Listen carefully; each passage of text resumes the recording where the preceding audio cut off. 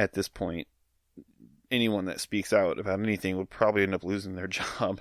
They told him about a canceled second expansion for Diablo 3 and about Diablo 4, which is indeed in development but was rebooted in 2016.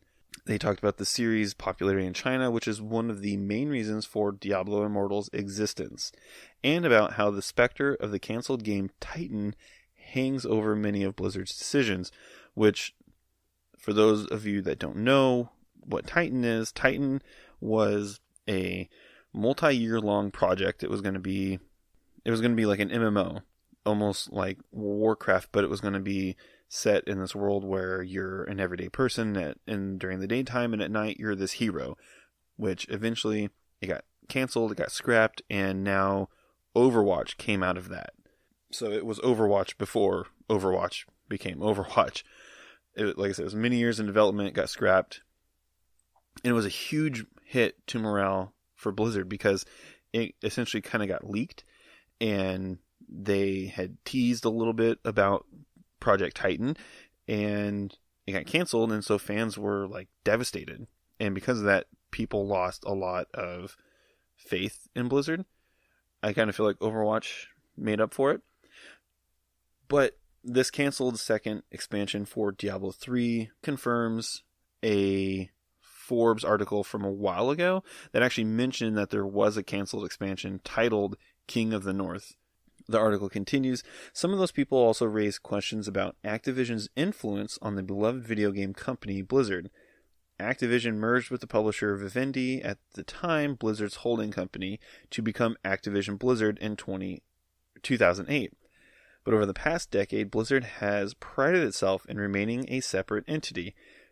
It has its own management, it has its own campus that's separate from Activision, and Blizzard has always stood out from Activision's other divisions and subsidiaries, rather than sticking to strict production cycles that result in annual Call of Duty games for Activision or Destiny content. Blizzard has traditionally given its developers as much time as possible. That's one of the reasons why the company has been renowned for making some of the greatest games in the world, which is true. In late 2013, or perhaps early 2014, not long after the release of Reaper of Souls, Blizzard made an internal announcement that shocked the development team. Diablo 3's second expansion was cancelled. Team 3, which is the Diablo team, hadn't done a ton of work on this second expansion, and they were mostly focused on Reaper of Souls, but it was planned as their next project, and now it was just cancelled. In the article, he says, what the team was told was, you've finished Reaper of Souls, it's really good, but we think the best thing for the IP is to move to Diablo 4 in whatever form that'll be, said one person who was there at the time. They said the overall sense of the team, at least in their impression, was that there was a vote of no confidence from the executives, and they thought Diablo 3 was just a giant screw-up. So, this essentially answers everyone's questions after Reaper of Souls came out. You know, I would see it all the time on Reddit. I would see it on, like, Diablo's Twitter account. I would see it all the time. Like, why aren't they focusing on Diablo 3? Why aren't they putting out more content for Diablo 3?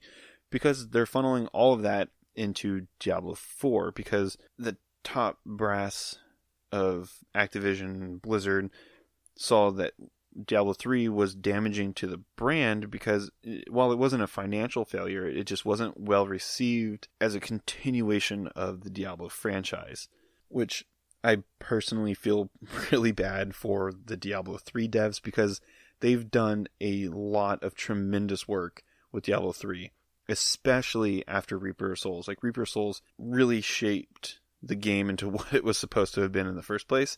But like I said, the top brass didn't see it as a financial gain to keep pumping money into Diablo 3 when it would make them more money to just work on a Diablo sequel. So why was the second expansion canceled?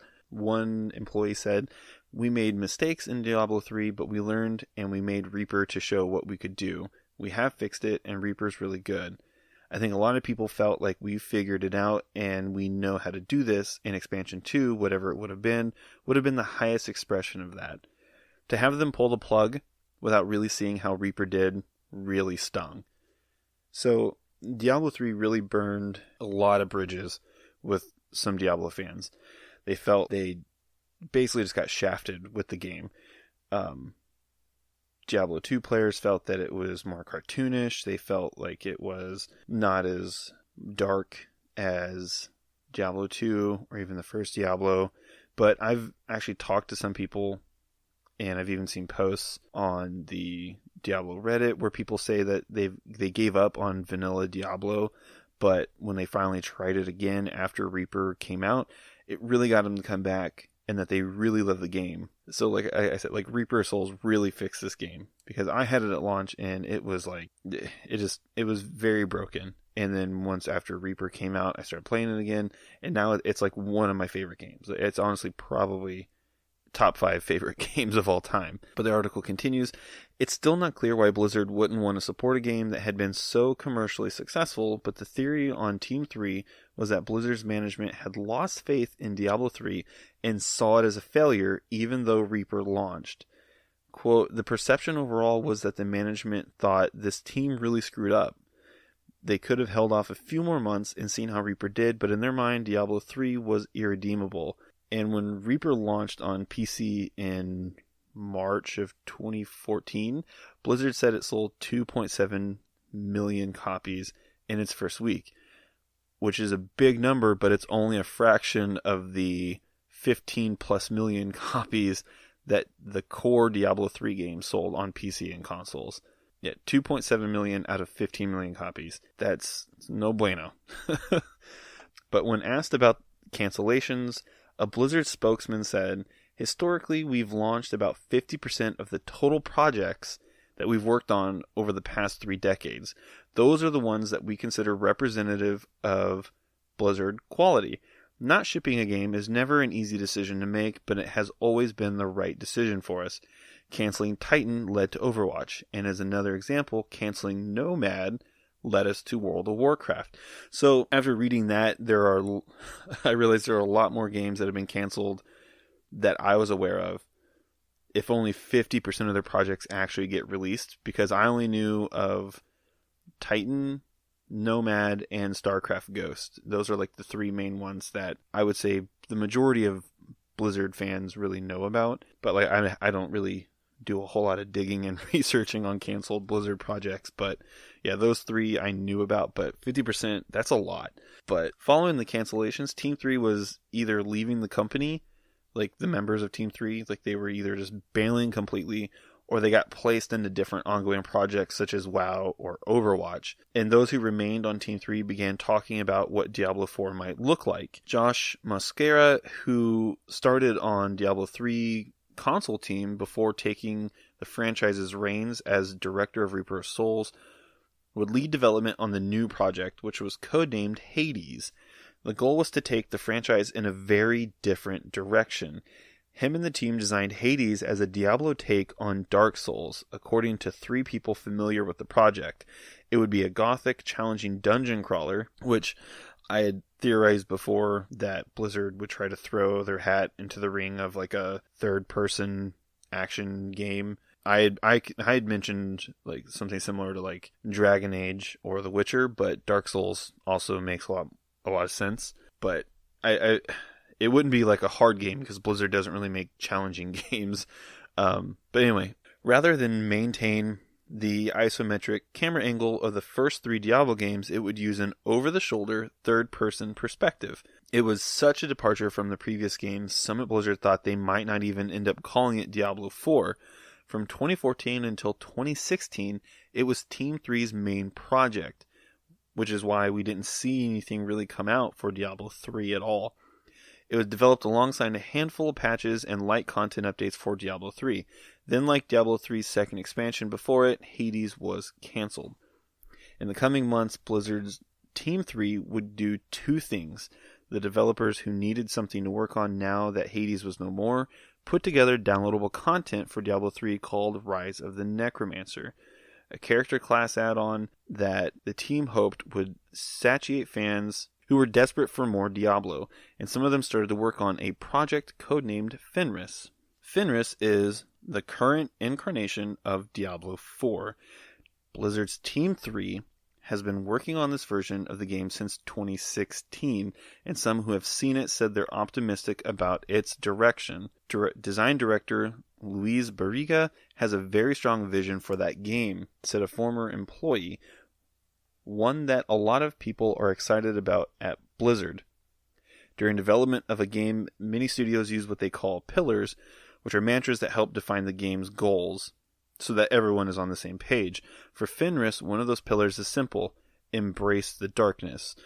There's a lot of people who felt like Diablo 3, like I said earlier, got away from what made Diablo in terms of the style. So another pillar to Fenris is to make Diablo more social, taking inspiration from Destiny to add what one current Blizzard and developer called, quote, light MMO elements, further drawing on Blizzard's past massively multiplayer online successes.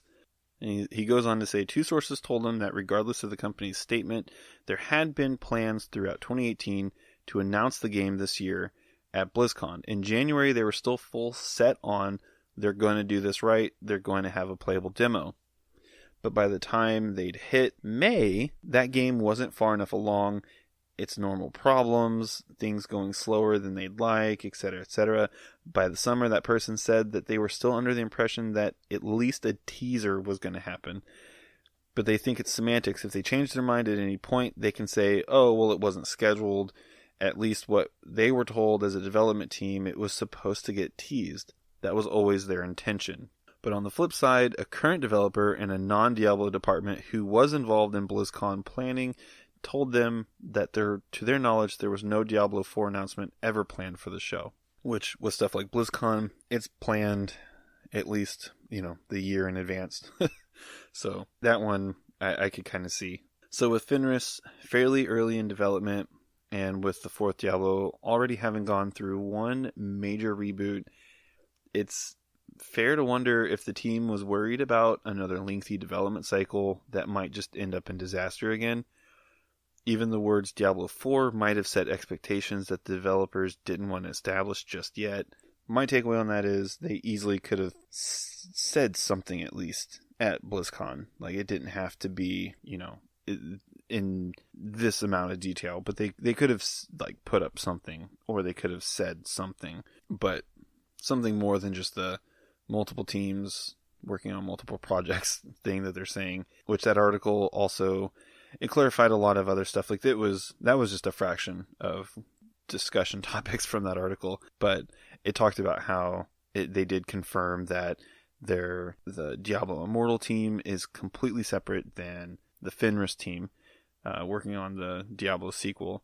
One source even had said that they're confident that there could be something shown as early as 2020. Like, that's like a year away essentially at this point. Like, that's insane. I wouldn't have expected something to be shown that early. I was expecting like 2023 or something like that. But I mean, I'll take what I can get, because like I said, I love Diablo. And this brings me to the end of the episode, and this is the part where I thank you guys for listening and subscribing and reviewing and all that good stuff. Like I said, if this is your first time listening, thanks for listening, and I hope you hit that follow or subscribe button.